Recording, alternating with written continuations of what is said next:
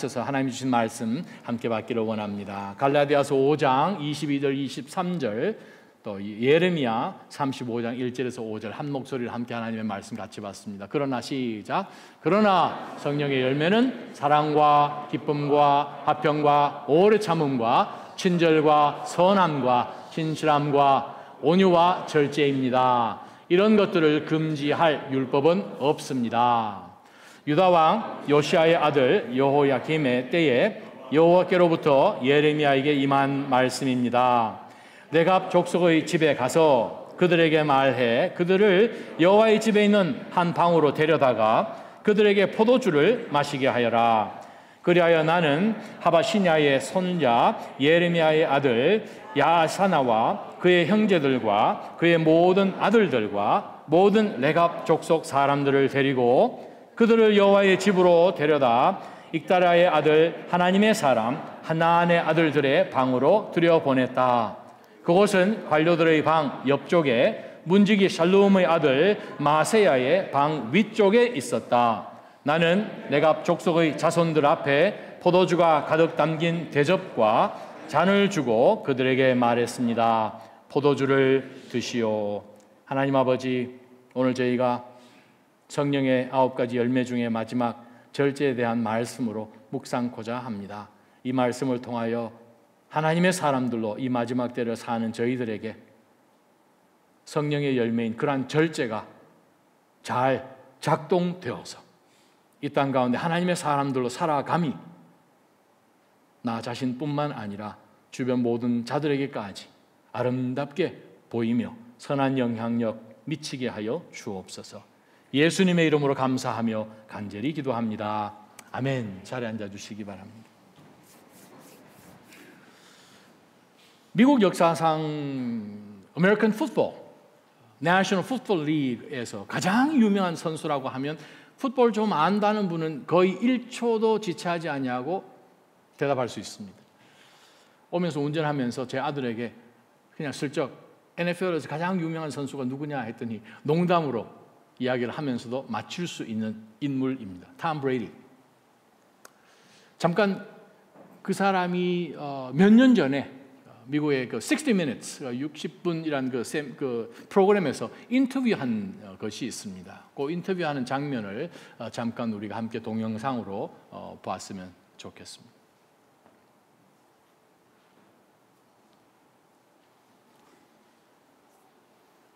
톰 브레이디는 미국 역사상 슈퍼볼을 7번 했던 사람입니다. 미국 역사상 그런 사람이 없습니다. 그 사람이 한 것은 모든 것이 다 레코드였습니다. 기록이었습니다. 7번의 그 슈퍼볼을 했는데 3번 마치고 난 다음 했던 그 인터뷰 장면이 있습니다.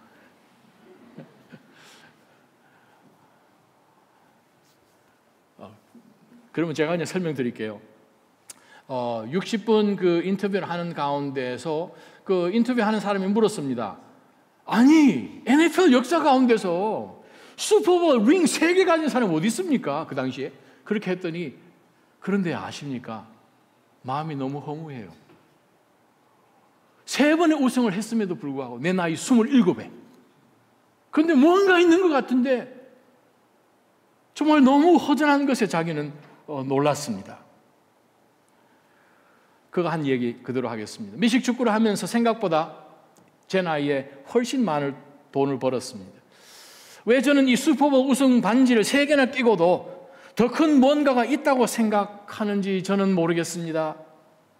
많은 사람이 제게 꿈과 목표를 다 이루었다라고 말하지만 저는 아직도 뭔가 더 있어야 하는 거 아닌가? 라고 생각합니다. 라는 것이 그 사람이 인터뷰한 내용의 주된 것입니다. 유튜브 찾아보시면 나옵니다. PP팀 너무 고생 안 하셔도 괜찮습니다. 그 말씀 사실을 우리가 보면 틀린 말 아닙니다. 왜냐하면 여러분에게 벌써 보여주셨던 C.S. 루이스의 Mere Christianity, 순전한 기독교라는 그 책에서 C.S. 루이스가 정확하게 그 감정이 무엇인지를 표현했기 때문에 그렇습니다. 정말 20세기의 지성이라고 누구든지 말하는 이 C.S. 루이스가 한 말을 한국말로 이렇게 번역을 해봅니다.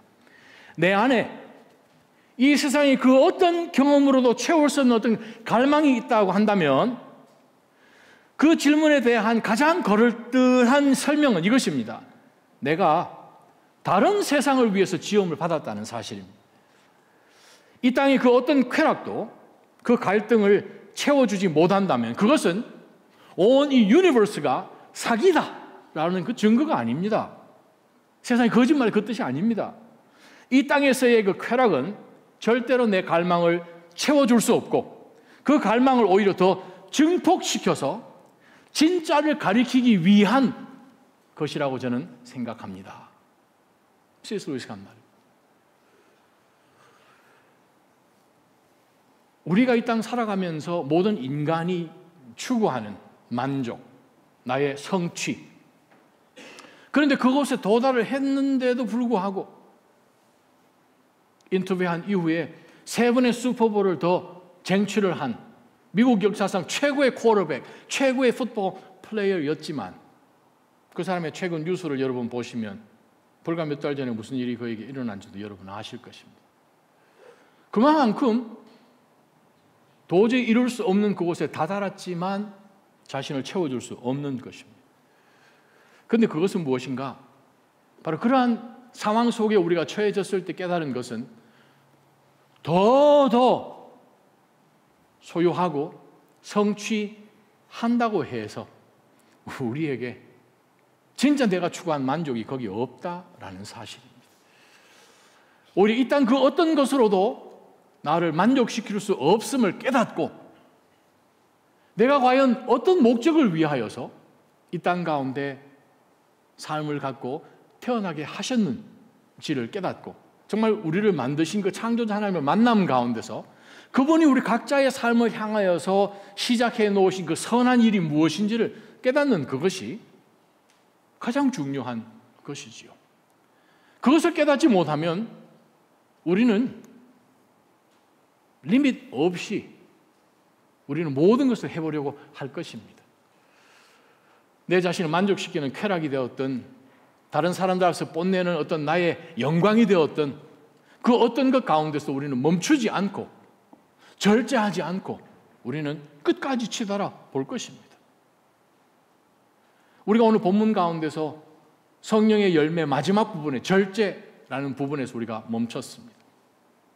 어떻게 보면 성령의 사랑과 희락과 화평과 오래 참음과 자비와 양성과 충성과 충성과 절제와 바로 이 9가지를 이어지는 가운데서 아마 절제를 인하여서 이 9가지 성령의 은사, 성령의 열매까지 연결되어 있는 것이 마치 마감하는 듯한 느낌으로 우리에게 절제라고 말씀을 하십니다. 그런데 여기서 우리가 던져야 될 질문이 있습니다. 아니 절제야, 우리 모든 동서고금을 막론하고 모든 문화 가운데서 이야기하는 것이 절제이지 않습니까? 독일에서는 이렇게 이야기합니다. 오직 절제만이 인생을 아름답게 합니다. 오랫동안 수백 년 동안 내려온 격언입니다. 인도에서는 절제와 단식은 모든 병을 낫게 하는 것입니다. interesting. 티베트, 사람을 제대로 쓸 줄 알면 능력 있는 사람이지만 음식을 절제할 줄 알면 그 사람은 의사입니다. 영국에서는 이렇게 이야기합니다. 여러분이 번영을 누릴 때에 절제를 잊지 말고 역경에 처했을 때는 신중하십시오. 성경 말고도 사실 절제는 얼마든지 찾아볼 수 있습니다. 모든 사람이 정상적으로 생각하면 네, 절제가 있어야지 라고 이야기합니다. 그런데 성경은 우리에게 또 다른 절제가 있음을 우리에게 보여주신다는 거예요. 그렇다면 세상 우리가 이야기하는 거기서 거기인 것 같은 그 절제랑 성경이 우리 가운데 보여주는 이 절제는 성령의 열매로 해주셨는데 그거랑 뭐가 틀린지를 우리는 말씀을 통해서 또 확인해야 합니다. 세상의 수준이 아닌 전혀 다른 수준인, 어떤 수준이요? 세상의 수준은 나에게 유익하고 다른 사람들에게 어떤 성장 영향을 미치고 그 사람들 앞에서 내가 어떤 사람을 비춰줘야 되는지를 생각을 하면서 조절하는 것을 절제라고 하면 이야기할 것입니다. 너무 과한 것도 안 좋고 없는 것은 더더욱 안 좋고 라고 이야기하겠죠. 하지만 성경 말씀 가운데서 우리에게 주시는 이 절제라는 것은 기준이 어디에 있습니까? 세상은 세상의 기준이 있고 나에게 있습니다. 그러나 성경에 있는 이 절제의 기준은 무엇입니까? 우리가 성경 가운데서 등장하는 많은 유명한 성경의 인물들조차도 절제하지 못하여서 하나님이 그들 가운데 시작하셨던, 허락해 주셨던 그 모든 사역들이 끝까지 성취되지 않고 중간에 포기되어지고 중간에 망해버리고 하는 것 우리가 많이 봅니다. 그리고 그 절제랑 뭐가 틀리냐는 거죠. 뭐가 틀리겠습니까? 어떻게 틀리겠습니까? 성경이 말씀하신 이 절제의 기준은 하나님이라는 거죠. 세상의 기준은 납니다. 세상의 기준은 잠시 잠깐입니다. 성경의 이 절제는 그 절제가 계속 이어지는 것이고 하나님 나라 가서도 하여야 될 우리 성도의 성품과 성도의 모습이 이 땅 가운데 담겨져서 지금부터 우리가 누리는 것이 바로 하나님 나라의 절제라는 것입니다. 즉 이 땅 가운데 하는 이 누리는 절제가 영원한 것하고도 직결되어 있는 것이 바로 성경이 말씀하시는 절제입니다. 그래서 우리는 성경적 관점에서 볼 때 과연 성경이 주시는 성령의 열매의 절제가 무슨 뜻인가? 먼저 정의를 내려보면 그겠죠. 이 땅 가운데 살지만 세상에 속해 있지 않는 그리스도인들이 하나님의 백성으로 이 땅 가운데 마땅히 살아야 하면서 방해하는 이 모든 것들을 세상의 관점으로 보면 얼마든지 붙들어야 되고 소유해야 되는 것이겠지요. 그러나 우리가 속해 있는 곳이 여기가 아니고 마치 예수님께서 요한복음 17장에 기도하셨듯이 4번, 5번이나 하나님 앞에 기도하는 가운데서 반복하셨듯이 하나님이여 저들이 이 땅 가운데 있지만 이 땅에 속한 사람들 아니지 않습니까? 이 땅에 속한 사람들 아니니 저들이 나아갈 때 무엇으로 이 땅 가운데 살지만 이 땅에 속하지 않은 사람으로 살아야겠습니까? 구별되는 것밖에 없습니다. Set them apart, my father. 그러나 이야기하지 않습니까? 진리로 저들을 구별해 주십시오. 하나님 말씀으로 구별되게 분별되어 살게 해 주십시오. 그래요. 우리로 하여금 우리가 이 땅 살지만 절제를 가지지 않으면 우리는 하나님의 백성인지 아닌지 구별이 되지 않는 세상의 상식적인 수준에서의 절제밖에 우리가 갖지 못한다는 것입니다. 그러나 성경이 말씀하신 이 절제는 하나님 앞에서의 절제입니다. 그런데 그 절제는 내가 할 수 없는 것이죠. 그래서 성령의 열매입니다. 내 힘으로 나의 어떤 self-esteem으로 절제해야지 안 된다는 거죠. 그 절제는 성령 하나님을 통해서만 가능합니다. 그래서 바울 사도는 갈라디아서 말씀 가운데서 이미 하나님께서 우리 가운데 허락해 주신 이 자유함을 그리스도 안에서 우리에게 주신 이 새 생명을 나의 이 육신의 소욕을 위한 것으로 사용할 기회로 삼지 말라고 바울 사도는 못을 박았습니다. 바로 그 절제가 무엇인가? 천국은 가게 됐고 이 세상에는 살고 저거는 신경 안 써도 나는 무조건 천국 가는 것이고 이 땅 사는 동안에 내가 보니까 내가 들어보니까 아유 이 세상 사는 것도 재밌네. 나도 좀 소유 좀 해보자. 나도 좀 내 자신이 누군지를 한번 표시해보자 하는 가운데서 살지 못하도록 하는 것이 절제지요. 클래식한 말씀이 오늘 여러분과 함께 읽었던 예레미야 35장 말씀입니다. 사실 34장이 이 이스라엘 유대의 제일 마지막 왕이었던 세르카야, 시드기야 그 왕의 이 멸망하기 바로 직전 상황까지 온 것이 34장이에요. 그래서 35장은 사실 시드기야 시대가 아니고 시드기야 바로 전 왕이었던 여호야킴 시대에 일어난 사건을 성령의 감동으로 예레미야가 끄집어 와서 시드기야 시대에 있는 불순종하고 있는 유대 백성들에게 경종을 울리기 위해서 주신 메시지가 우리가 읽은 예레미야 35장입니다. 34장에 일어난 그 시대를 하나님께서 예레미야를 통해 꾸지람하시면서 그 전 세대에 일어난 상황을 끄집어서 35장에서 우리에게 주시는 메시지가 바로 레갑 자손들에 대한 이야기입니다. 레갑 족속들은 성경에 많이 나오지 않습니다.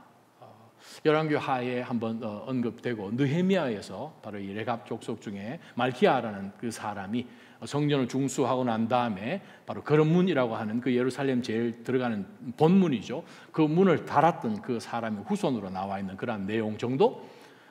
예후가 아합 왕을 하나님의 말씀대로 처치하고 바알 선지자들을 죽일 때에 바로 그곳에서 함께 사역하였던 예호나답 바로 그 사람이 바로 레갑의 아들이지요. 바로 이 예호나답이 바로 죽기 직전에 바로 그 자기의 자녀들을 다 불러놓고 그들에게 귀한 메시지를 남기고 죽게 됩니다.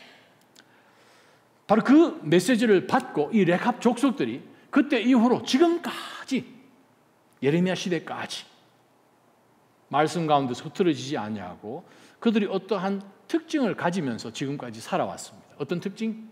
절제였습니다.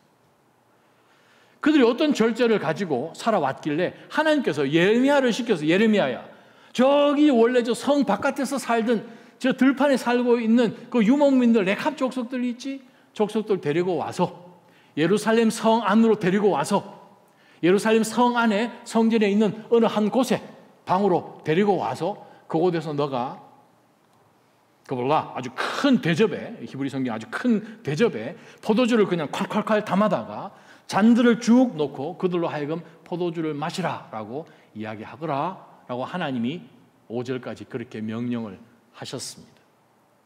6절 여러분 성경책 가지고 계시면 한번 보십시다. 예레미야가 그 당시에 이 가장 유명한 가장 큰 역할을 했던 하나님의 사람 예레미야 선지자가 이 레캅 족속들을 모아놓고 이야기를 합니다. 포도주를 드시오. 왜? 하나님께서 그렇게 하라고 예레미야에게 명령을 하셨어요. 그래서 예레미야 순종하는 마음 가운데서 레캅 족속들을 다 불렀습니다. 방에다 모았습니다. 포도주를 아주 큰 대접에 부어다가 잔들을 놓고 마시게끔 해서 여호와께서 말씀하시니 자 너희들 포도주를 드시오. 그랬더니 6절 말씀을 한번 보시기 바랍니다. 6절부터 11절까지 말씀을 보게 되면 이 레캅 족속들이 지난 긴 세월 동안 수백 년 동안 그들이 어떻게 살아왔는지를 고백하는 장면이 나옵니다. 6절 그러나 그들이 대답했습니다. 우리는 포도주를 마시지 않습니다. 레캅의 아들들인 우리 조상 요나답에게서 우리에게 예전에 명령하셨거든요. 너희와 너희 자손들은 영원히 포도주 마시지 마라. 또 너희는 집을 짓거나 씨를 뿌리거나 포도밭을 만들지 말고 이런 것들 가운데 어떤 것도 소유하지 마라. 두 번째. 세 번째. 너희는 일생 동안 천막에서 살아라. 그 세 개의 명령을 주었습니다. 레갑 자손들이 자기의 선조 예호나답으로부터 그 명령을 받게 됩니다. 그러면 그 세 가지 명령을 절제하며 지키면 너희가 유목하는 땅에서 오랫동안 살 수 있을 것이다 해서 그 명령을 그들이 지금까지 받아와서 살아왔기 때문에 주변 있는 많은 제사장들과 또 하나님의 사람 예레미야를 비롯하여서 이 관료들 앞에 지금 레캅 족속들이 그렇게 얘기를 했습니다. 우리 마시지 않습니다. 지금까지 마셔본 적이 없고요. 우리의 선조 요나답을 통하여서 우리에게 주신 이 메시지 세 개를 저희가 꼭 붙들고 지금까지 살아왔습니다. 8절입니다. 레캅의 아들인 우리 조상 요나답의 목소리에 우리가 귀 기울여서 그가 우리에게 명령한 모든 것에 순종해 왔습니다. 지금까지 우리와 우리의 아내들과 우리의 아들들 그리고 우리의 딸들이 지금까지 포도주를 마신 적이 없습니다. 또 우리의 거주할 집을 우리가 짓지 않았고 포도밭이나 밭이나 씨앗을 우리가 갖지 않았습니다. 또 우리는 천막에 살았습니다. 우리 조상 요나답이 명령한 모든 것을 따라 순종하고 실행해 왔습니다. 그것이 지금 레캅 족속들의 대답입니다. 그런데 지금 우리가 예루살렘 이 근처에 지금 들어와서 성 안에 사는 이유는 원래 우리는 유목민이기 때문에 멀리 들판에서 살아야 되는데 11절 바벨론 왕 느부갓네살이 이 땅에 쳐들어왔을 때 우리가 말했습니다. 605년 그 이후죠. BC 갈대아 사람의 군대와 아람 사람의 군대 때문에 우리가 여기서 있을 수가 없다. 최소한 성벽이 있는 예루살렘 성 안에 들어가서 살자 해서 우리가 지금 예루살렘에 머물고 있을 뿐입니다 라고 대답을 했더니 12절에 바로 하나님이 개입하십니다. 바로 하나님이 개입하셔서 여호와의 말씀이 예레미야에게 임해 이렇게 말씀하셨습니다. 13절부터 해서 17절까지가 레캅 족속들을 보시는 하나님의 평가입니다.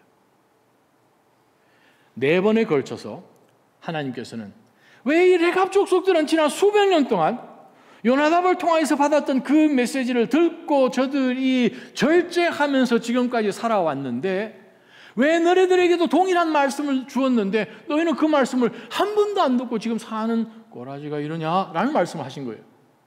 몇 번이나? 4번이나. 첫 번째 말씀입니다. 13절. 이스라엘의 하나님 만군의 여호와가 이렇게 말한다. 가서 유다 사람들과 예루살렘에 사는 사람들이 이렇게 말해라. 예레미야가 지금 얘기한 것이죠. 너희가 교훈을 듣고 내 말에 귀 기울여 듣지 않을래? 라고 여호와 말씀하신 거예요. 그의 자손들에게 포도주를 마시지 말라고 명령한 레갑의 아들 요나답의 말을 그들이 지켜서 그들이 오늘날까지 포도주를 마시지 않고 있는 것은 그들이 조상들의 명령을 순종하고 있기 때문 아니냐. 그러나 내가 너희에게 거듭 말했는데 왜 너희는 내게 순종하지 않느냐. 2번 말씀하십니다. 세 번째 15절. 내가 내 모든 종 예언자들 너희에게 거듭 보내면서 말했다. 너희는 각자 자기의 악한 행동에서 떠나 너희 행위를 올바르게 하고 다른 신들을 추종해 그들을 섬기지 마라. 그러면 내가 너희와 너희 조상들에게 준 이 땅에서 너희가 살 것이다. 그런데 너희는 내게 귀를 기울이지도 않고 듣지도 않았다. 세 번째 말씀하십니다. 네 번째 말씀. 레갑의 아들 요나단의 자손들은 자기들에게 명령한 그들 조상의 명령을 16절 지켰는데 이 백성들은 내게 순종하지 않네. 4번에 걸쳐서 하나님께서 예레미야 입술을 통하여 이스라엘 백성들의 불순종, 즉 하나님의 백성으로 이 땅 살아가는 것이 마땅함을 알고 모든 삶 가운데서 영적으로 절제하면서 살아야 하는데 마치 저들 생각할 때는 우리는 여기서 살아야죠. 이곳이 우리 땅이고 내 소유고 주변 보니까 잘 나가는 사람들이 우상들을 많이 숭배하는데 그래 신을 섬길 때 신을 하나 섬기는 것보다도 10개 섬기는 게 훨씬 더 낫겠지라는 생각을 하면서 물질의 신, 자랑의 신, 음란의 신, 성공의 신, 모든 신들을 그들이 섬기면서 불순종하고 있음을 하나님은 4번에 걸쳐 책망하고 계십니다. 레갑 족속들은 유목민들입니다. 유목민들에게 왜 이 요나답이, 레갑의 아들 요나답이 어떻게 보면 좀 말도 안 되고 좀 억측인 것 같은 그러한 이 3가지의 명령을 했을까요? 첫째, 포도주 마시지 마라. 둘째, 집이나 포도밭이나 씨앗을 가지고 밭을 만드는 그러한 이 땅에 소유되는 그것은 절대 하지 마라. 세 번째, 너희들은 장막에서 살아라. 왜 그 얘기를 했는지를 우리가 한번 들여다봐야 될 필요가 있습니다. 아유, 목사님, 우리가 일단 사는 가운데서 뭐 일이 좀 잘 되고, 아유, 뭐 어떻습니까? 그냥 있는데, 있어서 내가 쓰는데, 그거 뭐 절제가 왜 필요합니까? 충분히 할 수 있는 것이 이만큼 있는데요. 안 믿는 사람들이 그렇게 생각할 수 있으면 뭐 가는 거 뭐 하겠죠. 그리스도인들이 그렇게 생각하면 그건 좀 심하다고 할 수 있습니다. 스토아 학파 철학에 그리스의 그 스토아 학파를 창시한 그 제논이 있죠. 제논에게 여러 제자들이 있었는데 그 제논의 제자 중에 한 사람이 와가지고 얘기했다잖아요. 절제에 대해서 가르치니까 이 선생님, 아니 돈이 있는데 뭐 저 부다 출신이거든요. 금수저. 제가 하고 싶은 대로 하는 이게 뭐가 선이 아닙니까? 할 수 있는데. 제논이 안 믿는 사람이잖아요. 제논이 이렇게 그 제자를 쳐다보면서 이리 좀 와봐라. 기록에 나와 있습니다. 그러면 너는 소금이 이렇게 많이 있다고 요리하는 사람이 소금이 많이 있기 때문에 음식에 소금 다 집어넣을 수 있냐? 그거하고 똑같지 않냐? 아주 호통치는 이야기가 2000여 년 전에 기록에 남아 있습니다. 자, 안 믿는 사람들도 그 정도는 알죠. 근데 지금 성경 가운데서 왜 레갑의 아들 요나답이 내가 후손들에게 이 말씀을 주었을까? 유목민들은 언제든지 짐승이나 도적들이나 공격해 와서 한밤중이든 저들이 가장 취약할 때에 쳐들어와서 자신들의 이 소유된 가축들을 공격해서 훔쳐갈 수 있거든요. 그런데 포도주를 마시면 둔하기죠. 뭐 언제 쳐들어도 상관없도 그렇게 되겠죠. 깨어있지 못하겠죠. 자, 유목민으로 살아가는데 그들이 밭을 소유합니다. 씨를 소유합니다. 포도밭을 경영을 합니다. 그러한 가운데서 이거 못 떠납니다. 너무 아까워서. 내가 지금 여기에 땅 판 지가, 땀 흘린 지가 얼만데. 못 주죠. 못 떠나죠. 근데 하나님께서는 그들을 만약 유목민으로 부르셨다는 것이 그들이 깨달아지는 가운데서는 못 떠납니다. 유목민은 얼마든지 자유롭게 움직이면서 목축을 해야 되는데 계절이 바뀜에 따라서 그들의 목축지를 옮겨 다니면서 올라갔다가 저 위에 있는 헬몬산까지 갔다 다시 또 내려와야 되는 그 순환을 하는 것이 목축하는 백성들인데 포도밭을, 집을 못 떠납니다. 소유하는 것에 대해서 레갑 자손들에게 명령을 했습니다. 세 번째, 장막에 거하는 것. 그 당시에 장막이 좀 힘들었겠죠. 그렇지 않습니다. 여러분, 아브라함 시대 때에 있는 그 갈대아 우르에 여러 고고 학자들이 발굴해 놓은 그런 사진들을 보시면 여러분 깜짝 놀랍니다. 바벨론 시대 때에 수세식 변소가 있었죠. 화장실이요. 수세식 화장실 만들어진 거 지금 몇 년 안 된 거 아닙니다. 수천 년 전에 만들어졌어요, 그거. 아브라함과 이삭과 야곱이 히브리서 11장에 보게 되면 장막 안에 거했더라라는 말씀이 있습니다. 그들 왜 장막 안에 거했을까요? 얼마든지 브릭으로 만들어서 진흙을 이어서 단단한 집에 들어갈 수 있는데 희한한 말씀이죠. 여러분 성경책 가지고 계시면 히브리서 말씀 한번 찾아보시기 바랍니다. 히브리서 말씀 11장 9절 10절입니다. 스크린에 한번 띄워주십시오. 믿음으로 아브라함은 약속의 땅에서 다른 나라에 사는 이방 사람들처럼 잠시 머물렀는데 그는 동일한 약속을 함께 받은 아들 이삭과 손주 야곱과 더불어서 장막에 거했습니다. 세틀다운 해야 되면 최소한 2, 3층 집을 살아야 될 거 아니에요. 그런데 성경은 뭐라고 이야기합니까? 장막에 거했다는 거예요. 장막에 거한 이유는 성령께서 우리에게 분명히 말씀하십니다. 이것은 아브라함이 하나님께서 친히 설계하시고 건축하신 견고한 터 위에 세워진 도시를 고대했기 때문입니다. 성경은 우리가 누구라고 정의 내리신 줄 아십니까? 나그네, sojourner, 여기저기 다니는, 떠돌아다니는 외국인으로 성경은 우리를 정의 내리고 있습니다. 예수 그리스도께서도 마지막 십자가 지시기 불과 몇 시간 전에 겟세마네 동산 위에서 기도하시는 가운데서 저들이 이 세상 살지만 이 세상에 속해서 여기에 그냥 세틀다운 절대 그렇게 살지 못하도록 주님 저들을 구별해 주십시오. set apart 해 주십시오. 진리로 깨닫게 해 주십시오. 하나님이 그렇게 기도해 주셨어요. 그럼에도 불구하고 우리는 이 세상 살아가는 가운데서 성경을 기준하고 있는 그 절제가 없다면 우리는 성령 열매가 완성되지 않은 것이라고 우리는 말할 수 있는 것이죠. 그런 가운데서 성경의 이곳저곳을 묵상하는 가운데 여러분 너무나 잘 아시고 1:1 하면 암송하는 성경 구절이 또 올라서 여러분과 함께 읽으려고 합니다. 요한 1서 2장 15절, 16절, 17절 말씀입니다. 한 목소리로 함께 내 안에 있는 나의 영에게 말씀하듯 그렇게 한번 선포했으면 좋겠습니다. 요한 1서 2장 15절.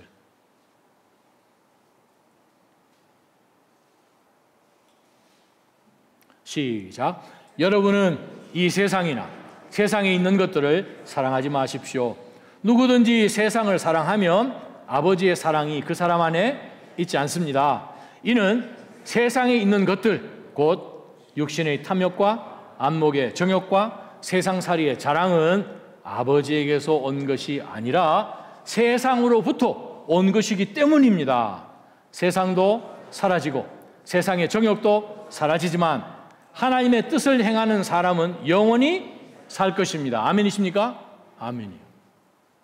하나님의 뜻을 행하고자 지금도 믿음 가운데서 내가 영적 싸움 가운데 있고 사탄은 우리로 하여금 육신의 정욕이나 안목의 정욕이나 이생이 자랑하는 것을 통하여서 우리를 공격하고 있다는 사실을 깨워서 경성하고 있는 가운데서는 우리는 절제할 수 있어야 된다는 말씀이죠. 이 말씀을 묵상하는 가운데서 희한한 것을 제가 발견했습니다. 포도주 마시지 마라. 집이나 포도밭이나 씨를 소유하지 마라. 장막 안에 거해라 하는 요 순서가 또 요 세 가지가 레합 후손들에게 준 그 세 명령과 똑같이 맞아 떨어지는 것을 발견합니다. 포도주는 무엇입니까? 육신의 정욕이죠. 포도주 왜 마십니까? 기분 좋으려고. 누구? 주님 기뻐 받으시옵소서 한 잔. 아니죠.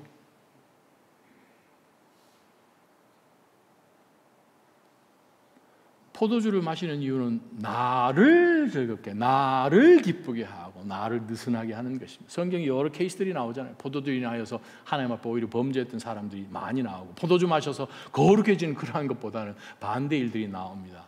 술 마시지 마십시오. 이는 방탕한 것이니 오직 성령의 충만함을 받으십시오. 에베소서 5장에서 바울 사도가 경고했습니다. 저희 고신교회에서는 술 마시면 추방입니다. 목사 파직입니다. 제가 졸업했던 학교 알면 퇴학 처리, 졸업하고도 퇴학 처리, 제명입니다. 정말 우리는 정신 차려야 됩니다. 왜요? 육신의 정욕인 거예요. 그것 절제하는 거예요. 아, 목사님 포도주가 what a big deal? 네, it is a big deal. 왜요? 하나님은 우리의 심령을 보시거든요. 우리는 육신의 정욕 가운데서 우리는 절대로 시작하는 우리의 마음을 잘 지켜야 됩니다. 어디서부터 시작합니까? 마음에서부터 시작하잖아요. 그래서 예수님께서 누가복음 12장 15절에 모든 탐욕을 가진 마음을 물리쳐라라고 말씀하십니다. 모든 죄는, 모든 이 절제의 대상은 어디서부터 시작합니까? 마음에서부터 시작합니다. 마음에부터 시작하여서 그것이 표출되어 나오지요. 무엇으로 표출되어 나옵니까? 말 한마디로 나오잖아요. 말도 얼마나 심하게 합니까? 대로 받으면 말로 주는 것처럼 말 한마디 하나도 우리 안 질라고 그러잖아요.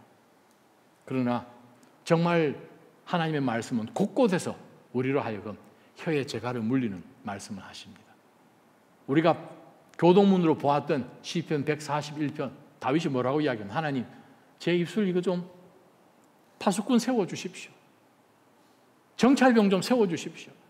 그래서 무슨 상황 속에서 내가 그냥 정말 믿음 없는 하나님의 백성으로 살아가야 하는데 그렇게 살지 못하는 그런 막말하지 않도록 무지한 말하지 않도록 입술에 파수꾼 세워주십시오. 성경은 곳곳에서 말합니다. 혀를 잘 제어하라고. 야고보 사도는 야고보서 3장에서 혀 제어하는 문제에 대해서 아주 심각하게 이슈를 다루지 않습니까? 누가 이 혀를 제어하겠냐고. 동물도 제어하고 새도 잘 컨트롤해서 만나면 굿모닝 하게끔 훈련도 시키는데 혀가 이게 통제가 안 되지 않습니까? 그것뿐입니까? 우리의 이 모든 이 욕심들 얼마든지 하려고 하죠. 어떤 상황 속에서는 우리가 그냥 속에 있는 그냥 이 화나는 것 행동으로 보여주죠.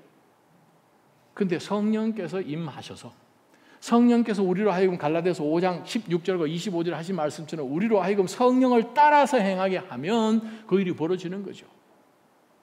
자, 성경 퀴즈 합니다. 예수님 제자 가운데서 예수님이 별명을 하나 붙인 제자가 하나 있습니다. 제자들 2명이죠. 형제간이. 그 사람들의 이름이 천둥의 아들입니다.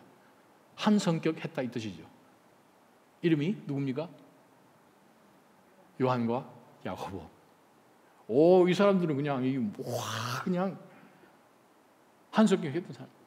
근데 성령의 임재를 그들이 체험하고 난 다음 사도행전 이후에 그의 행적을 보게 되면, 그리고 그가 마지막 순간까지 에베소 교회에서 섬기고 patmos섬까지 유배를 당하고 요한 1서, 2서, 3서 또 요한 계시록까지 요한복음을 포함하여서 5권의 신약 성경을 기록한 사도 요한은 사랑의 사도였어요. 혀를 얼마나 잘 컨트롤했는지, 얼마든지 그가 모든 12사도 중에서 제일 마지막까지 남아서 어머니까지도, 예수님의 어머니까지도 다 복양하면서 마지막 순간까지 AD 95년까지 살았던 예수님의 정말 마지막까지 남은 제자니 가는 곳곳마다 교회에서 초청해서 말씀 좀 전해주십시오, 말씀 좀 전해주십시오 하지 않았겠습니까? 그 당시 기록들이 많이 남아있는데 갈 때마다 그냥 오셔서 초청받아 서면 사랑하십시오, 서로.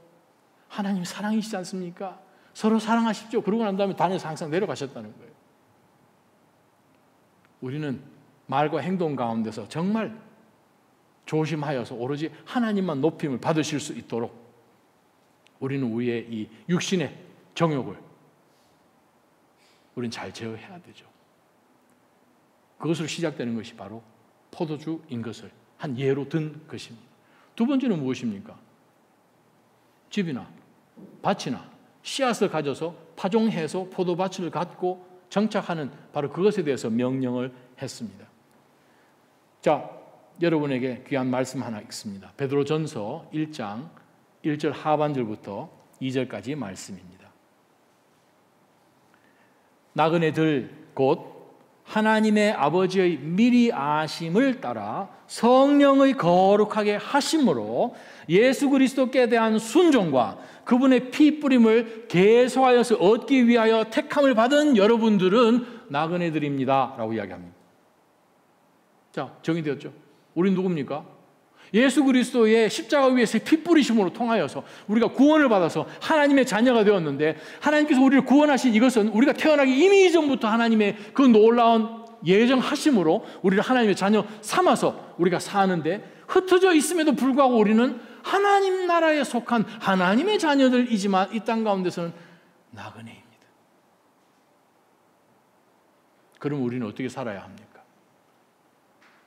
이 땅이 다인 것처럼 절대 살아서는 안 된다는 것입니다. 그 가운데 가장 큰 것이 물질적인 것이죠.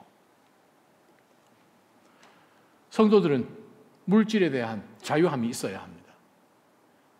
이건 내가 벌었는데, 내가 모았는데, 내가 한 케이스를 해서 이만큼의 수익을 얻었는데 하는 가운데서 모이면 어떻게 됩니까? 그럼 돈이 자기를 컨트롤하게 되죠.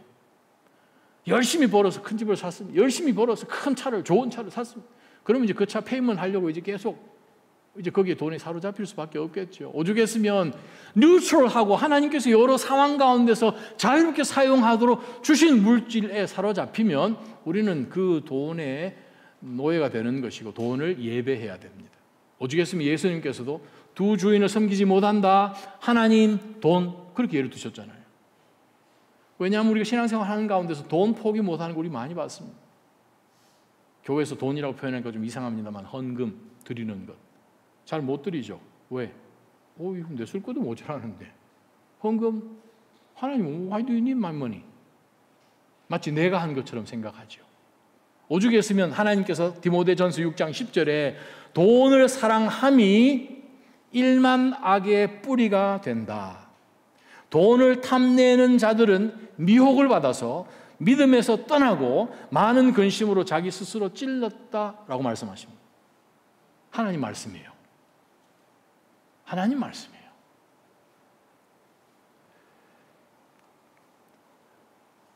(19세기) (20세기에) 전 세계에서 가장 유명한 사회 경제학자요, 법률가요, 정치가요, 경제학 하게 되면 반드시 연구를 해야 되는 맥스 위버 혹은 맥스 베버, 그 사람이 이런 말을 합니다.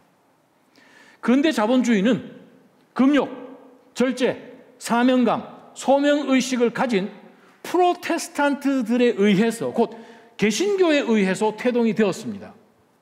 금욕하고 절제하고 검소한 삶을 살면서 그 축적된 자본을 산업에 투자하게 되었고, 그래서 자본주의가 형성되어 지금의 문명이 탄생된 것이지요 라고 그가 이야기하는 사회 정치학에서 내린 정의입니다. 그런데 오늘날 사회에서 볼 때에 그리스도인들이 하나님께서 허락해 주신 그 물질들을 정말 과연 절제하면서 절약하면서 검소하게 살면서 하나님의 나라를 위하여서 과연 거룩하게 쓰고 있는가? 아니면 세상 사람들이 저렇게 괜찮게 사니까 안목의 정욕, 눈에 보이는 대로 I can do it too. 나도 한번 해보지 뭐. 저 사람도 저렇게 하는데 나도 한번 해보지 뭐 하는 가운데서 우리도 씨앗을 갖기를 원하고 그 씨앗을 뿌려서 50배, 100배 열매 맺기를 원합니다. 밭을 한 1스퀘어 샀다면 다음번에는 10스퀘어 사기를 원하겠죠. 포도밭도 만들기를 원하겠죠. 더 마시기를 원하니까. 집을 지어서 그곳에 살기를 원하겠죠. 소유하기를. 그게 바로 성경은 뭐라고 이야기합니까? 안목의 정욕이라는, 눈에 보이는 그대로 우리도 따라하기를 원하는데, 우리가 알아야 될 것은 무엇입니까? 레갑 자손들이 알아야 되는 것이 무엇입니까? 나는 하나님의 백성이라는 거죠. 구별된 백성 가운데서 우리는 물질 사용함에 있어서 구별됨이 있어야 합니다. 미국을 대표하는 유명한 빌리언어 가운데 존 머레이라는 사람이 있죠. 근데 어느 학교를 운영하고 있는 어느 할머니가, 교장 선생님이 학교가 너무 재정적으로 어려워서 바로 존 머레이 이 CEO를 만나러 온 것입니다. 그래서 문을 똑똑 두드려서 한밤중에 찾아갔더니 그 사람이 한참 이 촛불을 2개를 켜고 책을 한참 읽다가 손님을 맞아서 어휴, 이 한밤중에 웬일이십니까? 하고 이제 촛불 1개를 껐다는 거예요. 그래서 자리에 앉았는데 이 할머니 교장 선생님의 마음속에 이분께 기부를 좀 요청하려고 왔는데 틀렸네. 아유, 구두쇠네, 구두쇠. 촛불 하나 껐으니까. 그래서 웬일로 오셨습니까? 그 같은 동네에 사시는 할머니가 했더니, 네, 사실 제가 경영하는 이 학교가 좀 힘들어서 혹시 기부를 좀 하실 수 있나 싶어서 왔습니다. 했더니, 그래요? 하면서 이분이 그냥 수표책을 꺼내서 그냥 5만 불을 그 자리에서 줬다는 거예요. 그래서 이분이 너무 깜짝, 아니요, 이렇게 너무 놀라하니까, 아니, 왜 이렇게 놀라하십니까? 했더니, 사실은 제가 들어왔을 때 선생님께서 촛불 2개를 켜고 책을 보다가 촛불 1개를 또 끄시길래, 구두쇠구나. 오늘 틀렸다 하는 생각을 가졌는데, 갑자기 이 엄청난 금액의 책을 줘서 제가 놀래가지고 이야기를 합니다. 했더니 그분이 이 말씀을 했습니다. 독서할 땐 촛불 2개만 있으면 됩니다. 대화할 때는 촛불 1개만 있으면 됩니다. 제가 이렇게 절약해 왔기 때문에 오늘 이렇게 기부할 수 있는 것입니다. 하나님께서 우리 가운데 주시는 모든 리소스를 통해서 하나님의 어떤 시간 가운데 어떤 목적을 두고 사용하게끔 하시는지 우리는 몰라요. 그런데 우리가 착각을 하고 하나님 부으신 이 모든 복들이 내가 했다 라고 생각을 해서 이것이 내 소유라고 생각을 하면 그 축복은 거기서 멈춰질 수밖에 없겠죠. 세 번째, 레갑 자손들에게 여호나답이 장막에서 살라고 합니다. 그 이유는 우리는 하나님께서 부르시면 언제든지 우리의 영원한 천국인 본향으로 돌아가야 됩니다. 그것을 누가 알았는가? 아브라함도 알았습니다. 이삭도 알았습니다. 야곱도 알았습니다. 얼마든지 하나님께서 하나님 말씀하셔서 내가 그 약속의 땅에 지금 들어와 사니까 이 땅이 내가 소유할 땅이네요 하면서 아브라함은 얼마든지 그 땅 가운데 세케를 주고 그 땅 가운데서 마무리 상수리 나무를 중심해서 땅을 그냥 원하는 대로 살 수도 있는 충분한 자격이 있다고 생각할 수 있는 상황입니다. 그런데도 불구하고 하나님께서 주신 그 약속의 땅에 들어와서도 그는 땅을 소유하지 않았습니다. 그러면서 장막에 거했다는 거예요. 성령께서 히브리서 저자를 통해서 우리에게 주신 메시지가 무엇입니까? 얼마든지 넓은 집, 얼마든지 평한 집, 사람들 앞에 자랑할 만한 이 세상의 자랑, 이 생의 자랑. 나 이만큼 한 사람입니다. 이만큼 해왔소 내가 라고 생각하지 못하도록 장막에 사는 것은 무엇입니까? 이 땅은 아니다는 거예요. 이 땅은 아니다. 여러분 혹시 운전하고 다니시면서 엄청나게 큰 마당을 가진 집들을 보시면 신학교 가끔 올라가다 보면은 신학교 들어가는 그 입구 초입 정도 되면 말 타고 다니는 그런 집들이 많더라고요. 와, 집이 제 생각에는 거의 한 10에이커는 되는 것 같아요. 잔디밭 깎은 것이 끝이 안 보입니다. 그런데 그런 것을 보면서 제가 부러웠는가? 아니요. 여러분 아십니까? 하나님께서 여러분 각자를 위하여서 너희 아버지 집에 거할 곳이 많다고 하시면서 지금까지 주님께서 집을 준비해 놓으신 우리의 본향이 있어요. 그 집을 누가 만드셨는가? 기초부터 중공까지 하나님 아버지께서 다 마치셨습니다. 아브라함과 이삭과 야곱이 그것을 보았기 때문에 장막에 거했습니다. 우리도 그러한 영적인 영성을 갖고 장막 안에 거하는 마음으로 하나님께서 주신 이 모든 것 가운데 자족하는 마음으로 우리는 절제하지 않으면 우리는 얼마든지 세상으로 나갈 수밖에 없는 죄의 성을 가지고 있습니다. 히브리서 11장 24절, 25절, 26절입니다. 믿음으로 모세는 바로의 딸의 아들이라 불리는 것을 거부했고 잠시 죄의 쾌락을 즐기는 것보다 오히려 하나님의 백성과 고난받기를 더 좋아했습니다. 그는 그리스도를 위해 당하는 수모를, 즉 하나님을 향하여 당하는 이 수모를 이집트의 보화보다 더 가치 있는 것으로 여겼습니다. 왜요? 이는 그가 상을 바라봤다는 거예요.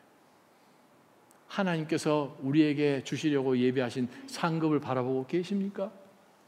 장막에 거하고 계십니까?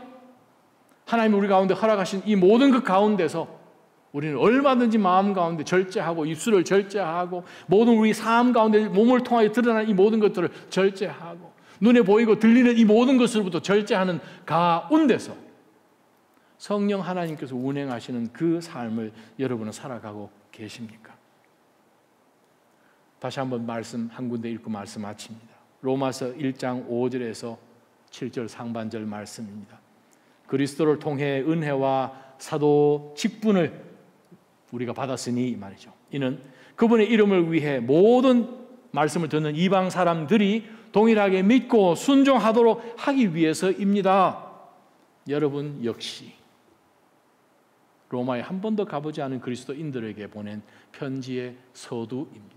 여러분도 마찬가지로 그들 가운데서 하나님이 많은 사람들 가운데서 우리를 부르심을 주셨습니다. 부르심을 받아서 예수 그리스도께 속한 사람들이 되었습니다. 하나님의 사랑을 받고 성도로 부르심을 받은 그리스도인들이 이 땅 가운데 살면서 로마 사람 살 수는 없지요. 마지막 때를 삽니다. 하나님의 구별된 백성으로 절제하며 그 절제를 통해서 하나님이 높임 받으시고 그 절제를 통해서 하나님이 여러분 삶 가운데 역사하셔서 우리로 하여금 절대로 경험할 수 없는 다른 차원의 평강과 하나님의 공급하심을 체험을 보시기를 주님의 이름으로 축원합니다. 기도하십시다. 오늘도 살아 역사하시는 하나님 앞에 저희가 말씀 앞에 저희가 두려워 떠는 마음으로 섰습니다. 이 레갑 족속들을 하나님께서 사용하여 주셔서 레갑 족속들 듣는 곳 바로 그 자리에서 여호와 하나님이 개입해 오시고 하나님은 이렇게 말씀하셨습니다. 그러고 나서 예레미야가 레갑 족속의 집에 말했습니다. 이스라엘의 하나님 만군의 여호와께서 이렇게 말씀하신다. 너희가 너희 조상 요나답의 명령에 순종하고 그의 모든 명령들을 지켰으며 그가 너희에게 명령한 모든 것대로 실행했다. 그러므로 이스라엘의 만군의 하나님 여호와께서 이렇게 말씀하셨다. 내 앞에 설 사람이 섬길 사람이 레갑의 사람 요나답에게서 영원히 끊어지지 않을 것이다. 하나님 바로 이 말씀 우리에게 그대로 적용해 보면서 저희도 하나님 앞에서 영원히 하나님을 섬기는 이 엄청난 특권의 자리 절대로 빼앗기지 않도록 절제하며 사는 저희가 말씀에 순종하며 사는 저희가 되게 하여 주옵소서. 예수님의 이름으로 감사하며 간절히 기도합니다. 아멘.